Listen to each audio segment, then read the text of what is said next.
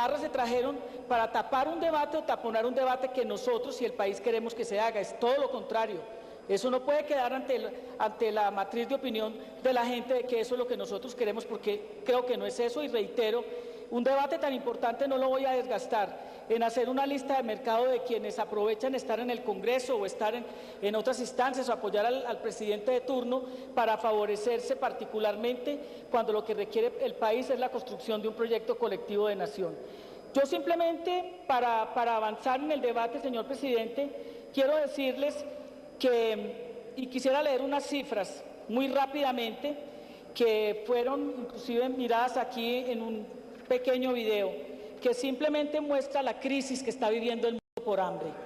y que además puso al país, a Guatemala, hace muy pocos días o un mes escasamente o dos, a pedir la ayuda de la comunidad internacional por la crisis alimentaria que está viviendo el mundo. Y creo que esta es una de las decisiones con la política que ustedes están implementando y llevando a cabo que va a perjudicar enormemente el país. Voy a leer unas cifras que son unas cifras que seguramente muchos de ustedes las conocen y las manejan, pero que creo que vale la pena recordarlas porque en muchos debates aquí las hemos hecho.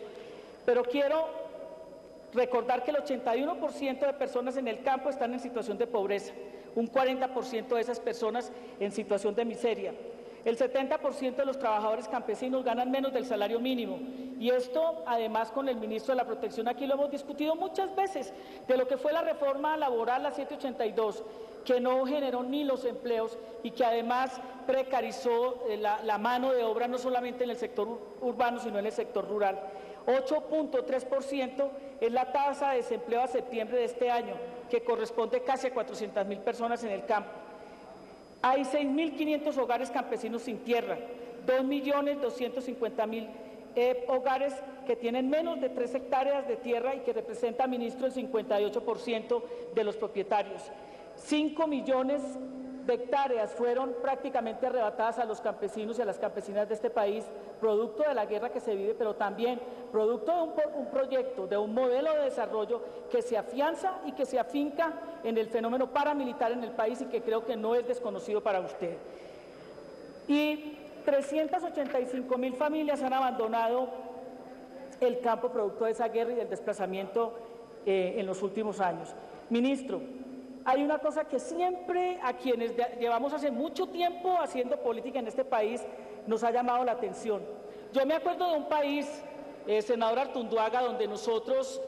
veíamos a la gente produciendo comida en el campo, con dificultades, con irregularidades, pero lo que tenemos hoy realmente es muy preocupante y es un modelo que se consolida a partir del 90, cuando se plantea toda la política de privatizaciones, de apertura económica y cuando se habla de la reconversión industrial. En el año 2002 nosotros importábamos 6 millones de toneladas de comida. En este año, representante a la Cámara Gema, estamos importando 10 millones de toneladas de comida y solamente exportamos 4.300.000 y hemos aumentado 100.000 del 2002 al 2009. ¿Y ustedes por qué pensarán esto qué tiene que ver? Esto tiene mucho que ver, y tiene mucho que ver por varias razones. Primero,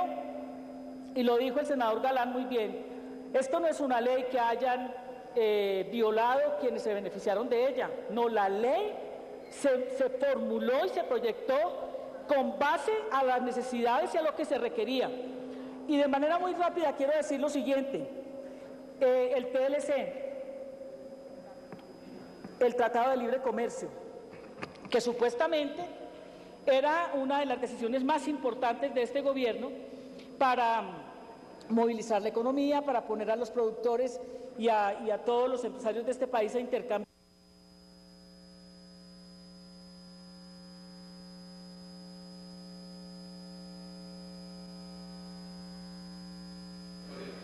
Es que la senadora lleva ya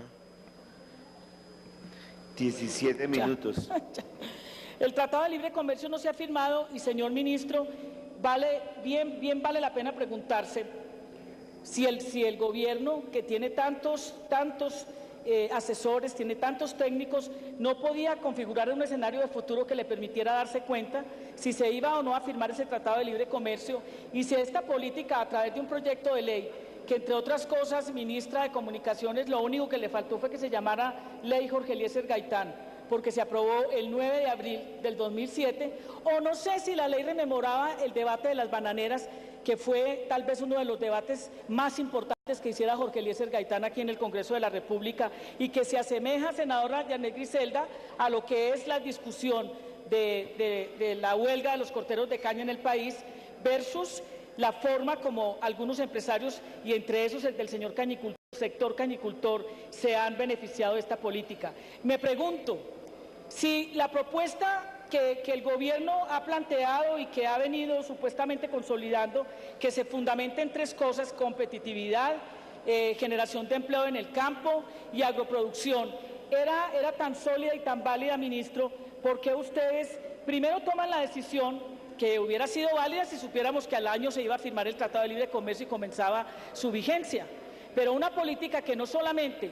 una decisión que no solamente no se llevó a cabo, sino que yo quiero llamar la atención de los senadores, de las senadoras y del país que nos está escuchando?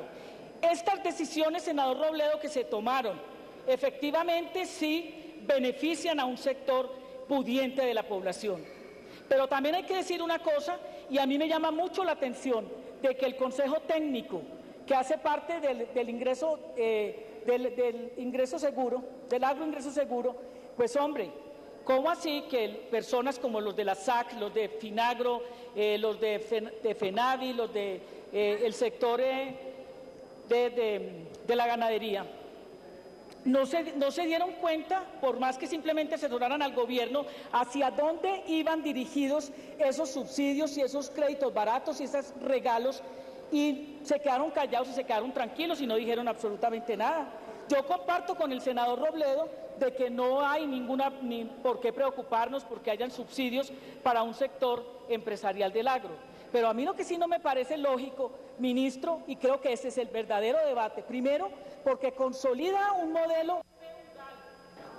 feudal señorial, un modelo no solamente concentrador de la riqueza, sino que ni siquiera nos pone a la par del liberalismo del siglo XIX, sino que nos vuelve una sociedad absolutamente feudal, donde además todos los campesinos y las campesinas quedan por fuera, senadora Janet Griselda, donde no hay ninguna posibilidad de acceder, porque entre otras cosas, aquí lo que se privilegió fueron los agrocombustibles. Yo quiero que el ministro ahorita en su intervención me demuestre si la uva o la piña o la papa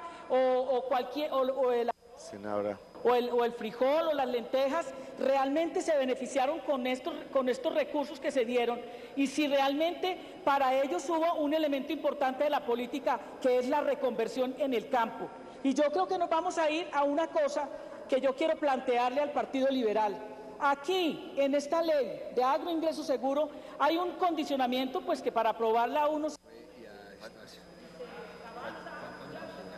que es exactamente similar a lo que pasó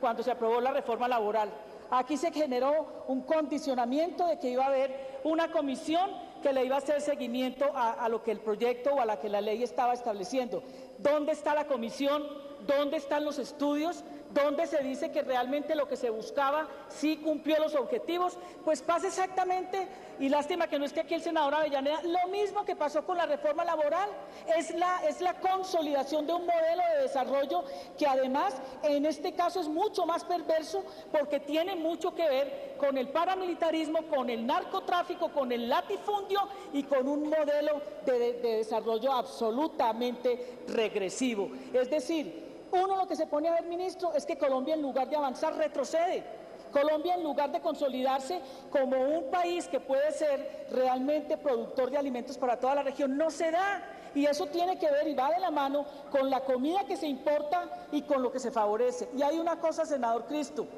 a mí también me da mucha tristeza que aquí no esté el senador de Santander, el senador Serrano, porque el senador Serrano hubiera podido intervenir en este debate con lujo de competencia, diciéndole al país cómo nosotros cambiamos la vocación alimentaria que teníamos, poniendo en riesgo dos cosas: la seguridad alimentaria y la soberanía alimentaria del país. ¿Sobre la base de qué? De unos agrocombustibles que además han sacrificado los territorios, el medio ambiente, pero que además han contribuido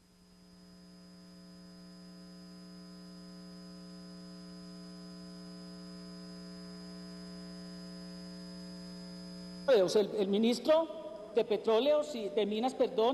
y el presidente deben estar muy bien asesorados porque tienen de asesor cercano al anterior presidente de PDVSA en Venezuela. Y ese debe saber muy bien cómo se avanza en política petrolera.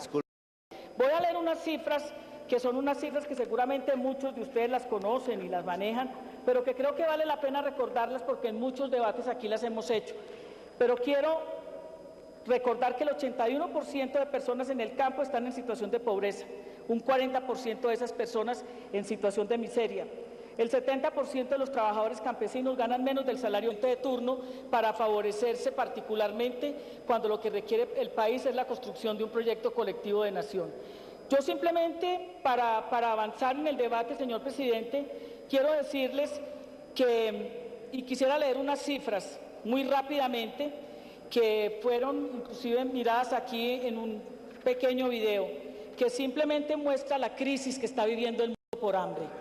y que además puso al país, a Guatemala, hace muy pocos días o un mes escasamente o dos, a pedir la ayuda de la comunidad internacional por la crisis alimentaria que está viviendo el mundo. Y creo que esta es una de las decisiones con la política que ustedes están implementando y llevando a cabo que va a perjudicar enormemente el país, mínimo. Y esto, además, con el ministro de la Protección, aquí lo hemos discutido muchas veces, de lo que fue la reforma laboral, la 782, que no generó ni los empleos y que además precarizó la mano de obra no solamente en el sector urbano, sino en el sector rural. 8.3% es la tasa de desempleo a septiembre de este año, que corresponde casi a 400.000 personas. Barras se trajeron para tapar un debate o taponar un debate que nosotros y el país queremos que se haga, es todo lo contrario. Eso no puede quedar ante la matriz de opinión de la gente de que eso es lo que nosotros queremos, porque creo que no es eso, y reitero, un debate tan importante no lo voy a desgastar en hacer una lista de mercado de quienes aprovechan estar en el Congreso o estar